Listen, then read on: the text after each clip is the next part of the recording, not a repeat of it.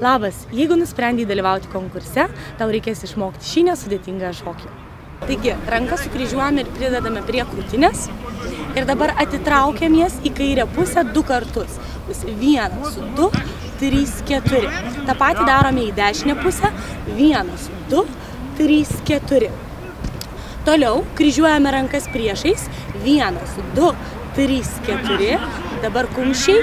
1, 2, 3, 4. Pabandom šituos 2 judesius padaryti su klubais ir kojom. Bus rankos sukryžiuotos ir 1, 2, 3, 4, 5, 6, 7, 8.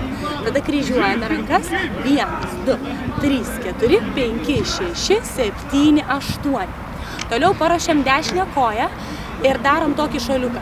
Dešinę kairę plojam, dešinę kairę plojam, dešinę kairę plojam, dešinę kairę plojam. Rankos kyla, vienas kyla nuo pačios. Vienas žemyn, toliau ties pilvuku, ties krūtinė ir aukštyn. Kuomet rankos pakyla, su klubu darom štai tokį judesį ir leidžiam ranką žemyn. 1, 2, 3, 4. Atsitraukiam atgal dešinę koją. 5, 6, 7, 8. Spiriam kamuolį. Pabandom nuo pradžių. 1, 2, 3, 4, 5, 6, 7, 8.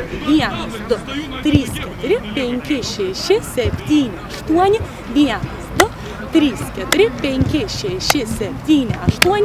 1, 2, 3, 4, 5, 6, 7, 8. Europos U19 futbolo čempionatas jau Liepos 20 rugpjūčio 1 dienomis Lietuvoje.